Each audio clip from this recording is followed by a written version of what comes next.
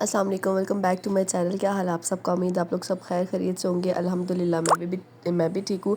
Hotel से जो हमें हरम तक का सफ़र पड़ता था, आज मैं उसका व्लॉग आपके साथ शेयर करने जा रही हूँ। यहाँ पे जो है ना, मैं होटल से जैसे ही निकली हूँ ना, तो बस जो है ना वो इंतज़ार कर रही थी। जिस होटल में हम लोग हैं यहाँ पे जो है ना, तकरीबन 24/7 बस जो है ना अवेलेबल होती है। इस वजह से कोई परेशानी नहीं होती है। बस ये थोड़ा सा वेट करना पड़ता है कि कब जो है ना वो बस फिल होगी और चलेगी। और जैसे ही जो है ना ये फिल होती है और ये चलती हुई उतारती है आपको क्लॉक टावर पे।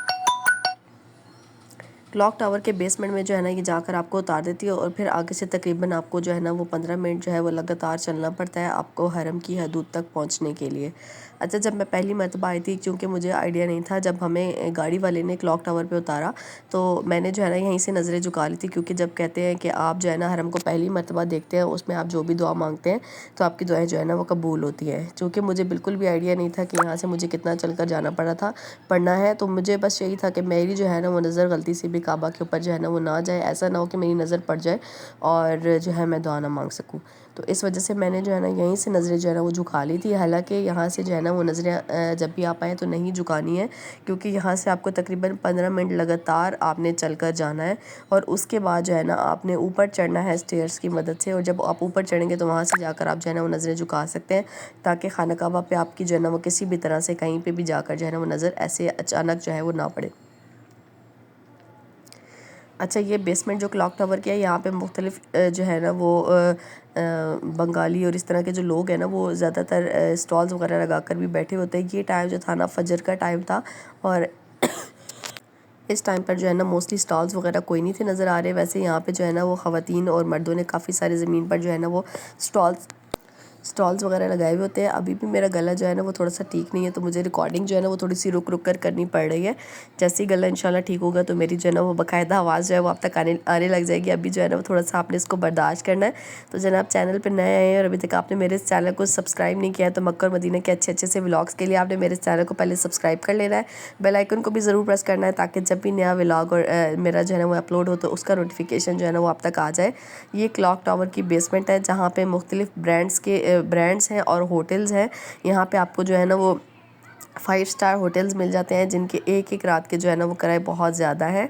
और ये वही होटल है जिसमें आप अक्सर जो है ना अपनी वीडियोज़ वगैरह में और शॉर्ट्स वगैरह में देखते हैं कि आपको पर्दा जैसे ही आप हटाते हैं ना तो आपको सामने हरम नज़र आ जाता है। तो यहाँ पे वो होटल है क्लॉक टावर में मौजूद, जहाँ पे जो है ना आपको हरम जो है ना वो सिर्फ 2 से 3 मिनट की डिस्टेंस पे पड़ता है। ठीक है जी। क्लॉक टावर से जैसे ही आप इंटर हुए, जब आप आगे है काफ़ी आपको चलना पड़ता है, तकरीबन 10 से 15 मिनट। 10 से 15 मिनट चलते चलते आप जो है ना इन सीढ़ियों तक आ जाते हैं, जो कि आपको वीडियो में नज़र आ रही हैं। जैसे ही आप इन सीढ़ियों के ऊपर चढ़ते हैं तो आपने इन सीढ़ियों के ऊपर चढ़कर चले जाना है हरम की हदूद में। चलें जी, यहाँ से हम लोग सीढ़ियों से ऊपर चढ़कर आए। यहाँ पे ना कुछ लोग सो भी रहे होते हैं, रात उन्होंने जो है ना वो यहीं पे गुजारी होती है। कुछ लोग बच्चों को भी लेके सो रहे होते हैं, पता नहीं वो वहीं के होते हैं या जिन्होंने होटल की बुकिंग वगैरह नहीं ली हुई होती है, अक्सर वो लोग भी होते हैं। अच्छा, यहाँ से भी आपको जो है ना वो खाना काबा नज़र नहीं आता है, दिखाई नहीं देता है।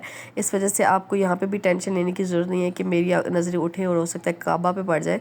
तो इस वजह से यहाँ पे जो है ना, अच्छा, मेरी कोशिश ये थी कि मैं गेट नंबर 72 से अंदर जाऊँ, लेकिन अक्सर औकात ऐसा होता है कि जो इरादा आप करके घर से निकलते हैं यहाँ पे आपका आके पूरा नहीं होता है।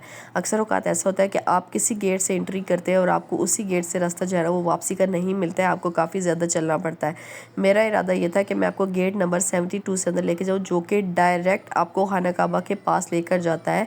लेकिन जब मैं यहाँ पे आई तो रास्ते वगैरह बंद थे। अब चूँकि मैंने वीडियो स्टार्ट की हुई थी तो मैंने सोचा कि मैं आप पहले खाना काबा तक पहुँच जाऊँ, फिर मैं आपको दिखा दूँगी कि मेरे आने और जाने का जो है ना वो डिस्टेंस कितना पड़ता था। बेसिकली ये व्लॉग इसी से रिलेटेड है कि मेरा होटल से जो है ना वो हरम तक का डिस्टेंस और हरम से वापसी होटल तक का डिस्टेंस जो है वो मुझे कितना पड़ता था। तो बहरहाल यहाँ पे जो है ना वाशरूम नंबर 3 और 4 के बिल्कुल दरमियान में ही पड़ता है। आपको ये तकरीबन जो है ना 72 नंबर गेट से अगर इंटर हो जाते हैं अंदर, तो खाना कबा आपको बिल्कुल सामने दिखाई देता है। उस सूरत में तो आपने नज़रें बिल्कुल झुका के रखनी है, क्योंकि वो बिल्कुल खाना कबा के सामने जाकर। इसके अलावा अगर आप किसी और गेट से लाइक 82 83 से इंटर हो जाते हैं या फिर किसी और गेट से इंटर हो जाते हैं, तो फिर आपको ज़्यादा चलना पड़ता है और उस टाइम पर आपको बिल्कुल समझ नहीं आती है कि आप कौन सी जगह से निकलेंगे और खाना कबा आपके सामने होगा।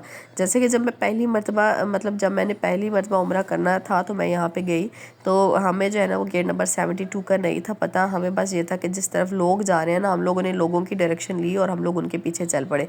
जिस डायरेक्शन में लोग जा रहे थे हम उन्हीं के साथ होते गए और हमें काफ़ी बीच में टर्न्स लेने पड़े, आगे पीछे होना पड़ा। लेकिन उन टर्न्स के दरमियान में मैंने बिल्कुल भी नज़रें नहीं उठाई।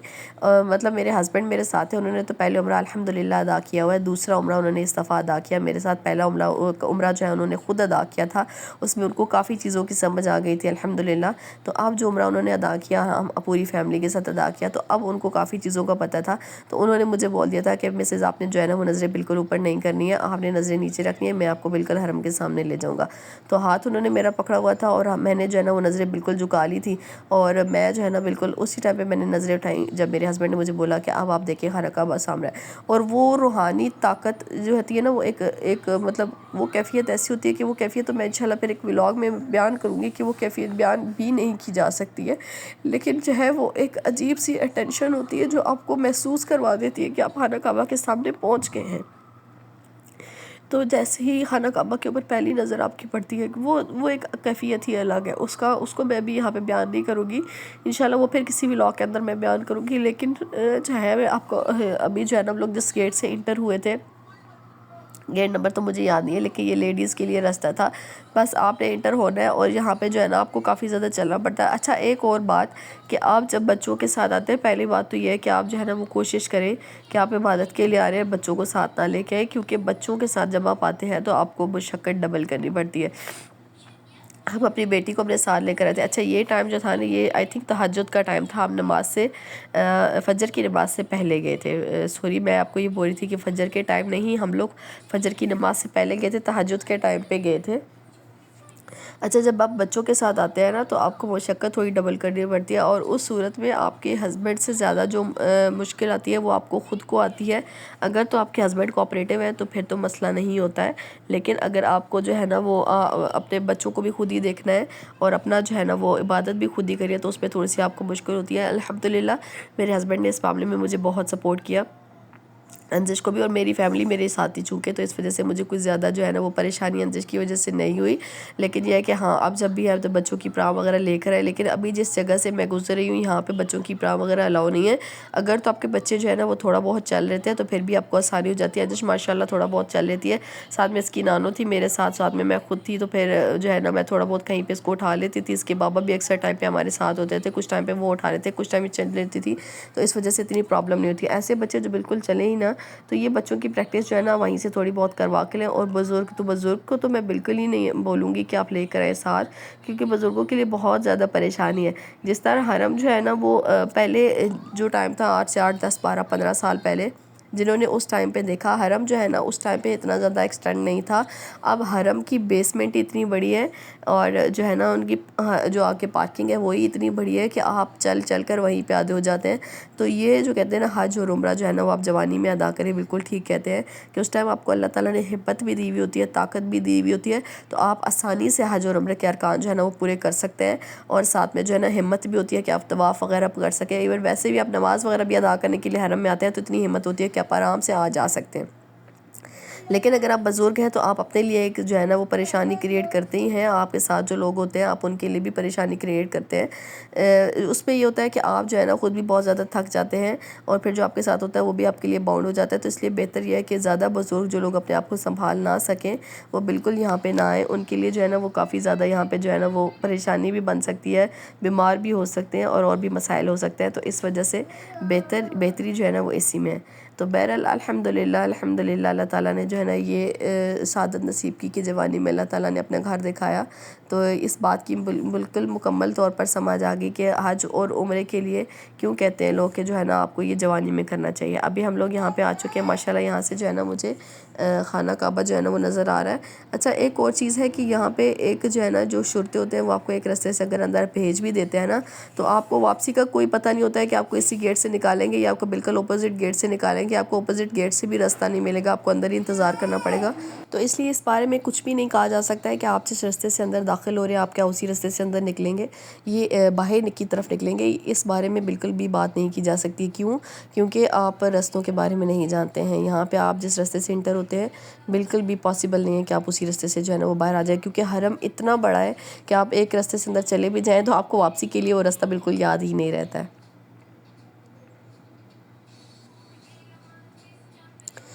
टाइम जो है ना ये तहज्जुद का है। यहाँ पे हम लोगों ने तहज्जुद वगैरह की नमाज़ अदा करनी है। उसके बाद अच्छा तहज्जुद की अज़ान जो है ना वो भी हरम के अंदर होती है, और तहज्जुद की अज़ान के बाद थोड़ी देरी बाद जो है ना वो फिर फजर की अज़ान होती है। पहले आप जाएँ जाके तहज्जुद की नमाज़ वगैरह अदा करें, दुआएं वगैरह मांगे, नवाफिल वगैरह जो आपने तहज्जुद के पढ़ने हैं वो अदा करें। उसके बाद जो है ना फिर आप यहाँ पे अपनी फ़जर की नमाज़ अदा करें, और फ़जर की नमाज़ अदा करने के बाद जो है ना आप होटल में जाकर जो है ना वो थोड़ा टाइम रेस्ट कर सकते हैं जब तक अज़ान ज़ोहर जो है ना वो नहीं हो जाती है।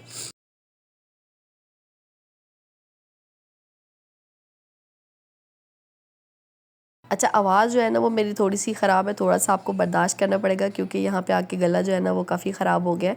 तो इंशाल्लाह मैं दवाई वगैरह ले रही हूँ, जल्दी आराम आ जाएगा। अच्छा, वापसी की तरफ भी इसी तरीके से जो कुदई बस स्टेशन है ये 3 और 4 वॉशरूम के दरमियान से ही जो है ना इसका रास्ता निकल रहा है, और इसी तरीके से हम लोगों ने यहाँ से जो है ना वो निकलना है। और बस स्टेशन का जो है ना वो आप जैसे हरम से बाहर निकलते हैं ना तो आपको जो है ना वो बोर्ड मिल जाता है, तो आपको ज़रा आसानी हो जाती है जब आप पढ़कर जो है ना वो अपना रास्ता जो है ना वो चूज़ करते हैं। तो इसी तरीके से हम लोग सीधे स्टेयर से चढ़कर ऊपर गए थे, इसी तरीके से हम लोगों ने वापसी का रास्ता भी लेना है। हम लोगों ने स्टेयर से जो है ना वो नीचे उतरना है और हम लोग पहुंच जाएंगे क्लॉक टावर की बेसमेंट में, और बेसमेंट से फिर हम लोगों ने तकरीबन 15 मिनट चलना है, 15 से 17 मिनट लगते हैं आपको जो है ना वो क्लॉक टावर की बेसमेंट से निकलने में। तो फिर आप पहुंच जाएंगे रोड तक, और रोड तक पहुंचते तक जो है ना आपको आगे जो है ना वो काफ़ी सारी बसेस जो है ना वो वेट में होती है।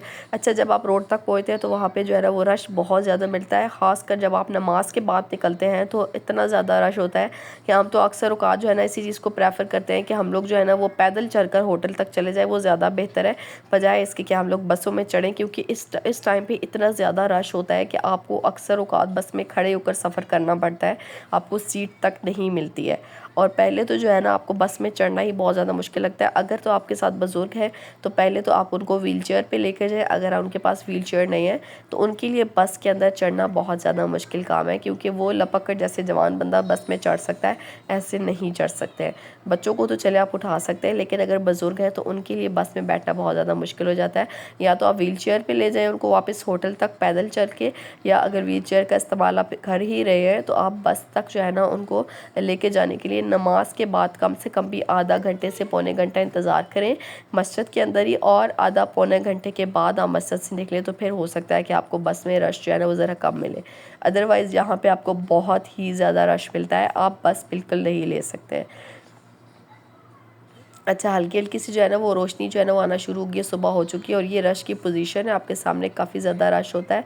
और इस टाइम पे जो है ना वो बसेस जो है ना वो लाइंस में लगा देते हैं, और लोग भाग भाग कर जो है ना वो लपक रहे होते हैं बसेस की तरफ कि कोई हमें जो है ना वो बस मिल जाए, सीट मिल जाए, बैठने की जगह मिल जाए तो हम लोग बैठ जाए। पहले तो कोशिश आप ये करें कि आपको जो है आपसे जो है ना वो किसी दूसरे को तकलीफ़ ना पहुँचे, किसी को धक्का ना लगे, किसी को जो है ना वो आपकी वजह से किसी को कोई तकलीफ़ ना पहुँचे। और जब आप किसी की तकलीफ़ का बायस नहीं बनते तो अल्लाह ताला आपके लिए ख़ुद ब खुद आसानियाँ फरमा देते हैं। तो बहरहाल एक बस में बैठे, वहाँ से उतरे हम लोग एक बस स्टैंड पर। अच्छा, बस स्टैंड जो है ना ये हर तरह की बस के लिए है। जो आपको हरम की बस है ना वो पहले बस स्टैंड तक पहुँचाती है, और यहाँ से आपकी जो होटल की बसेज़ हैं वो चलती हैं। तो आपने पहले हरम से निकलने के लिए जो है ना वो बस स्टैंड पे बस पे बैठना है और बस स्टैंड तक आना है, और फिर यहाँ से आपने अपने होटल की बस को ढूंढना है। और यहाँ पे जो है ना मुख्तलिफ़ होटलों की बसें खड़ी हुई होती है, आपने यहाँ पे उतर कर अपनी बस को ढूंढना है कि आपकी बस कौन कौन सी वाली है। नाम जो है ना वो बसों के बाहर लिखा हुआ होता है होटल का। तो मैं भी यहाँ पे खड़े होकर जो है ना वो पहले उतर कर बस का देख रही थी, और ये देखिए कि आप जो है ना अब जितना ओवरऑल यहाँ पे जो मुझे एक किस्म का जो सफ़र पड़ा है पैदल चल के भी और फिर बस का भी, ये इतना ज़्यादा है कि आप जो है ना अगर किसी बुज़ुर्ग के साथ आ रहे हैं तो आपके लिए करना पॉसिबल नहीं है। और अगर आप किसी बच्चे के साथ, अगर छोटा बच्चा है तो आप उसको उठा लेंगे, अगर तंग करने वाला बच्चा है तो यकीनन आपके लिए भी वो परेशानी का सबब बनेगा। तो बहरहाल यहाँ पे जो है ना ये बस के बैक साइड पे लिखा हुआ है हमारे जो होटल का नाम है, और ये देखिए ये ज़्यादा खलील लिखा हुआ है। बस इसी बस के अंदर हमने बैठ जाना है, ये ज़्यादा खलील होटल के बिल्कुल सामने हमें उतारेगी, और बस फिर हमारा जो है ना वो होटल आ जाएगा। चले जी, बस में हम लोग बैठ के हैं। तो अब ये बस जो है ना हमें होटल के पास जाके उतारेगी। होटल तक भी हम लोग पहुंच चुके हैं अल्हम्दुलिल्लाह। ये था सफ़र हमारा हरम से होटल तक और होटल से हरम तक का। तो उम्मीद है कि आपका व्लॉग आपको पसंद आएगा। चैनल पर नए हैं तो जाते जाते सब्सक्राइब कर लीजिएगा। मिलते हैं आपके साथ नेक्स्ट व्लॉग में, तब तक के लिए अल्लाह हाफिज़।